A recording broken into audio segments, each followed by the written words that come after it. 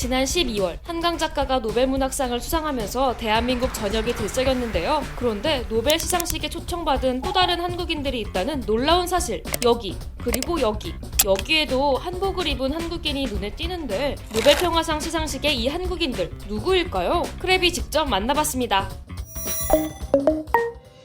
네, 저는 한국 원폭 피해자 후손회 회장 이태재입니다. 이번에 2024년 노벨 평화상을 수상한 일본 원수폭 피해자 단체 협의회, 또 일본에서는 니혼 히단교라고 하는데 한국 원폭 피해자 대표로 한국 원폭 피해자 협회 회장 그리고 후손회 회장 두 사람이 이제 초대를 받았습니다.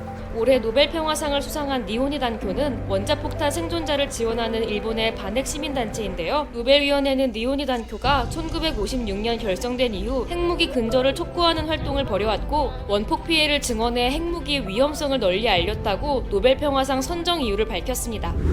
니혼이 단교는 일본인 단체일 텐데 왜 시상식에 우리나라 사람이 있는 건가 싶은데요. 니혼이 단교 측이 오랜 시간 핵무기 반대를 위해 함께 싸워온 한국 원폭 피해자들을 시상식에 초청했다고 해요. 일본은 지금까지도 한국에 원폭 피해자가 있다라는 사실을 그렇게 밝히고 있지는 않습니다. 가능하면 이제 숨기려고 하고 축소하고 그러는데 그나마 이번에 피단협 시민단체에서 노벨 평화상을 수상하면서 오히려 한국에도 원폭 피해자가 있다.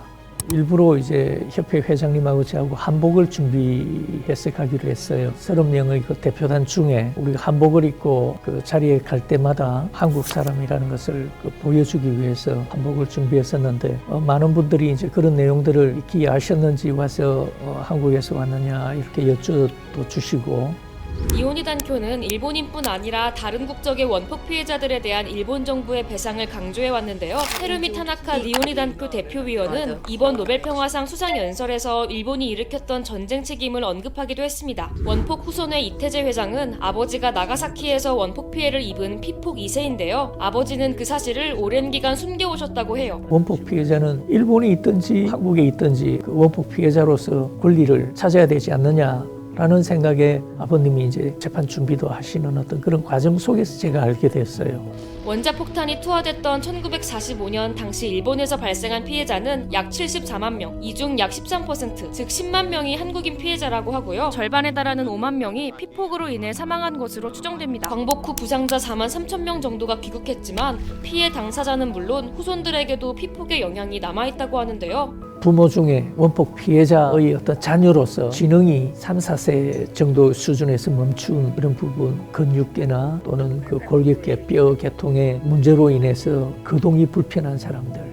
실제로 원폭 피해자 2세 건강 실태 조사 결과를 보면 일반인보다 심혈관 질환, 빈혈, 천식 등의 발병률이 상당히 높은 것으로 나타났어요. 이렇듯 원폭 피해자와 후손들은 평생 피폭의 아픔을 가지고 살아가는데도 사회적 관심은 부족한 상황이에요. 한국에 원폭 피해자가 있다는 사실을 전혀 모르고 있었다. 그런 부분을 제가 접하고 정말 제가 놀라지 않을 수 없었어요. 그렇다면 남아있는 원폭 피해 생존자와 후손 2, 3세에게 가장 시급한 것은 무엇일까요? 특별법이 제정이 되었어요. 한국 원폭 피해자 지원을 위한 특별법. 그런데 지금까지 후속 조처가 전혀 없습니다. 원폭 피해자 1세 분들에 대한. 그리고 지금 2세도 내년이면 나이가 80이에요. 그 특별법 안에 지금 1세들만 원폭 피해자로 범주 안에 들어가 있는 걸 이제 2세, 3세들도 원폭 피해자의 범주 안에 들어갈 수 있도록 개정안이 통과되면 쉽게 이제 되겠지만 그 법률적인 개정안이 통과되기 전이라도 먼저 지원, 선조처 이게 될 수 있도록 했으면 하는 저의 간절한 바람입니다.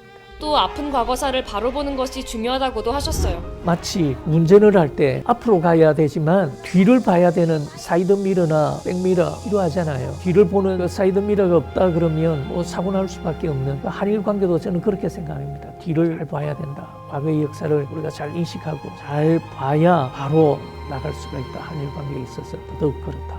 그렇게 생각합니다. 이번에 전 세계 앞에 선 한국인 원폭 피해자들의 목소리가 아픈 역사를 직시하며 앞으로 나아가는 계기가 되길 크랩도 그 여정을 함께 응원합니다.